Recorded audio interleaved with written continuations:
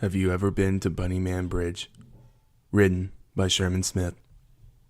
Dude, you've never heard of Bunnyman Bridge? I had been living in Virginia for less than 6 months when my buddy Scott asked me this question. I was a recent transplant from New Jersey and had no idea what he was talking about. We were sitting on the lawn outside of the house we rented together, tossing back beers in the brisk evening air. No, I said. What's that? Well, back in the 70s, some kids were out by this bridge in Clifton, right? They parked near this bridge, underpass thing, looking to bang, I guess. Guy and a girl. Anyway, they park, and before they can even turn off the car, Scott's left fist smacked into his right palm. Bam! Windows shatter. Crazy dude, dressed like a bunny, full bunny suit, ears and all, standing there, hatchet in hand. He had smashed out their window, warns them to leave and never come back. They haul ass out of there, right? Tell the cops. The psycho threw the hatchet at them or something because they had it with them. Cops never found anything. They'd find corpses out there like every year after that. That's crazy, I said.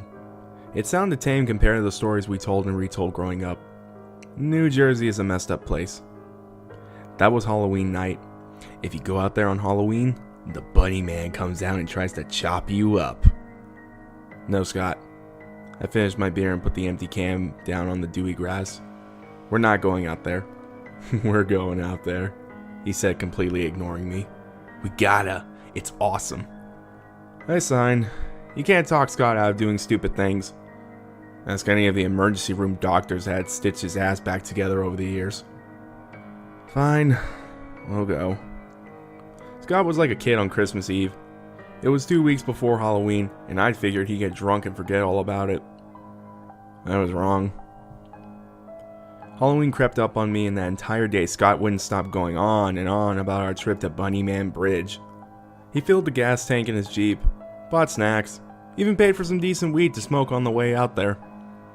At this point, I'd be a dick to say no. So off we went. The drive from Norfolk to Clifton took a little over 3.5 hours. We were going way out there. It's a tiny place. Lots of historical significance. Not even 300 people living there full time. The bridge was outside of town on a back road near some old homes.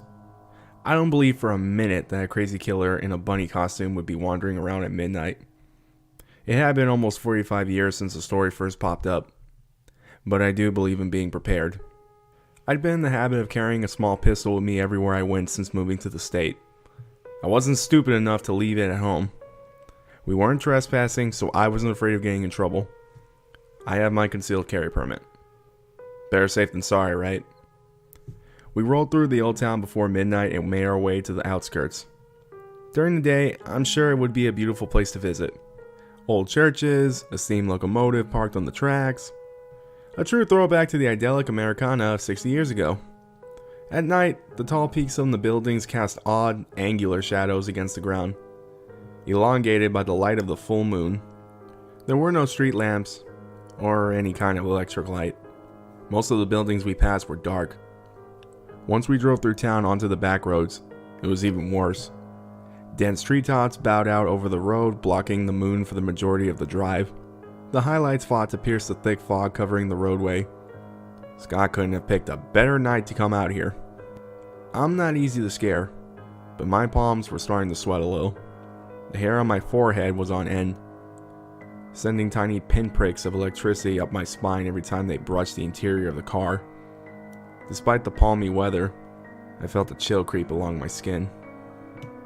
We rode in silence for the better part of the trip before Scott pulled over and parked. He turned to face me and looked at me in the eye and grinned. We're here. Without breaking eye contact, he killed the headlights and turned off the engine. The world descended into darkness, an inky black nothing that swallowed us up. Without the thrum of the old Jeep's engine, it was as quiet as a grave. The sudden silence left my ears ringing. So we drove all the way out here. Now what? I looked out the window squinting, trying to see. The scant moonlight that cut through the canopy of leaves didn't illuminate much. We walked to the bridge. Scott didn't wait for me to respond. He got out of the car and closed his door. He began walking down the road, not looking back. I wasn't about to let him wander off without me. Scott is a disaster waiting to happen, and I didn't feel like spending my evening with him in the ER again. I jumped out the Jeep and followed him. The road meandered through the thick trees for a few hundred yards before coming to a tight curve. We walked through the still night, side by side, rounding the bend in the road. We reached an area where the tree cover was thinner and the moonlight broke through. The road narrowed into a concrete tube cutting through a small raised embankment. It was too dark to see the top of the elevated roadway. In the waning moonlight, the tunnel was little more than a yawning black opening flanked in the pale gray concrete. "Bunnyman Bridge," Scott said with a sense of triumph in his voice. He took out his phone and turned to face me. "Leave it to this idiot to take a selfie at a time like this," I thought. He made a stupid face, moved the phone around to line up the photo, and pressed the screen. As he did, I noticed the movement near the tunnel. At first, I thought I was seeing things, but then I saw it again. From the bushes on the side of the structure, a tall white form emerged. Scott saw the look in my face and spun around, phone in hand. The flashlight on his iPhone came on and lit up the road. Standing there in front of the gaping black maw of the underpass was a man in a bunny suit, well over 6 feet tall and gangly, all limbs and no mass. There was a yellow and red fire axe gripped in his hand. The long, slender ears of the bunny suit swayed behind him as he slowly made his way towards us. Dark patches stained the front of his suit. I didn't need to stretch my imagination to figure out what it was. Blood. Scott stammered and backpedaled into me. Without thinking, I reached behind me and removed the compact pistol from my holster. I pointed the gun at the approaching form and leveled the tritium sights on center mass. "Back the hell up!" I tried to sound commanding, but even I could hear the warble in my voice. I'll fucking shoot you! Swear to God!" "Leave," he said. The Bunnyman didn't stop. He continued moving towards us, closing the gap.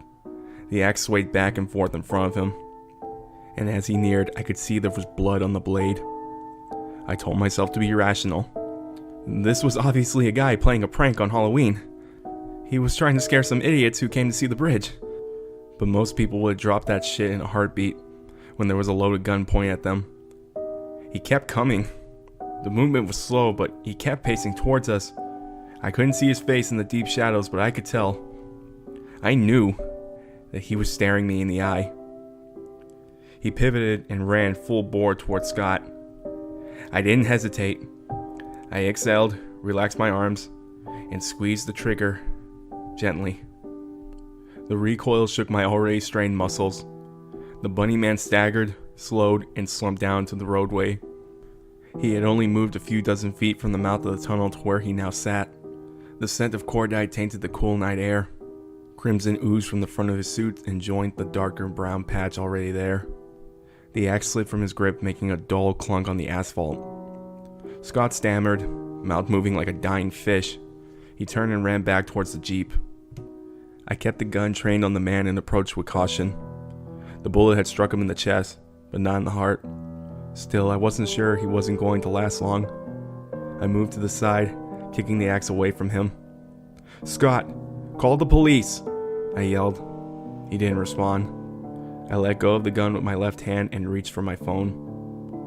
My right hand, still holding my pistol, betrayed my frayed nerves. It vibrated at the end of my arm. The man coughed and sputtered, blood splattering his lips. "Please," he choked out. He reached for his midsection. I assumed he was going to press his hand to the wound, but it disappeared into a pouch on the front of the bunny suit. I hadn't noticed it due to the huge dark smear across the front. His hand came out holding a furry black object. A rabbit. Neck broken and head hanging limply to the side. He reached his arm as far forward as he could, which wasn't far, and tried to fling it to his side, back towards the tunnel opening. It landed 2 feet away with a sickening thud. He looked me in the eye. For the first time, I really took in his features. He was young. My age. Younger even. Clean cut? I don't know what I was expecting. Crazy eyes maybe? A homeless drifter meth mouth? I'm not sure, but it wasn't this. Please. He coughed out again, motioning towards the rabbit. He opened his mouth to speak, but all that came out was a pained cry, followed by a wheezing, gurgling sound. I had hit him in the lung. I stared at the rabbit, trying to understand the situation. I was in shock. Looking back on it, you never know how you're going to react to the fucked up situations life throws at you until you're there. That was the first time I paid attention to my surroundings since I initially saw him. The moon had shifted, and I could see the opening of the tunnel now, and the large black fingers splayed on either side of the concrete. The opening was at least 12 feet wide, and somehow these hands were grabbing both sides at once. Hands that had to be a foot long easy. Two tiny red orbs danced in the darkness, the lights refracting and giving them an odd pale glow. That's when I first heard the scratching. Slow like the labored dragging of heavy furniture across an ancient wooden floor, followed by a ticking, tapping sound. The Bunnyman heard it too. His eyes grew wide, his mouth trembling. He attempted to speak again, but all that came out was the wet, rattling cough. He fell over trying to reach for the rabbit. I'm not sure why I didn't run for the Jeep. I sincerely wish I had. Phone and gun forgotten, I grabbed the rabbit carcass. It was still warm. I threw it with everything I had left in me into the dark opening. The silence grew palpable, and the tapered shadow fingers retreated into the tunnel. I heard a sickening crunch. The dragging started again, retreating into the depths of the darkness. I looked at the Bunnyman laying on the ground, laboring to breathe. His face relaxed and he smiled. His unfocused eyes locked on mine, and he looked relieved. Your problem, he said, and then laughed. The laugh turned into a gurgling, choking noise, and then he laid still. I walked to Scott's truck and found him curled up on the floor in the back seat crying. I regained my senses enough to call the police at this point.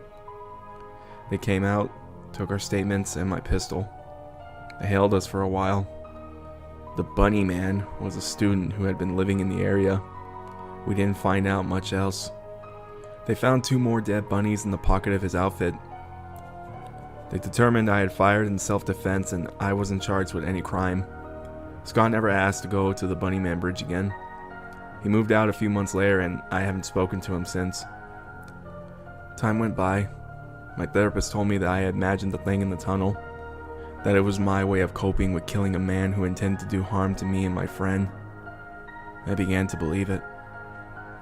October came again and Halloween passed without incident. I was curious though, about why I never heard anyone talk about the real Bunnyman after what happened. You'd think that would add to the legend, but I never saw it mentioned anywhere online or in the news. I was reading a forum post about local Virginia legends when the Bunnyman Bridge came up. Most people regurgitated the same old tales about escaped convicts and supernatural rabbits. But one person posted something that chilled my blood. They found another corpse this year. Eaten. Hasn't happened in 5, maybe 6 years. The Bunnyman must be gone. Cold crept up my spine. The Bunnyman must be gone. I could hear the sickening crunch of that thing eating the rabbit. Corpses. Eaten. Your problem. It took me a while to come to terms with what happened. I've spent the better part of this year driving to Clifton and walking through the tunnel during the day. I want to know every inch of that road before October. Nobody is going to die this year. I've already purchased a bunny suit and an axe. I'm not sure where to get the rabbits from, but I have time. It's only August after all.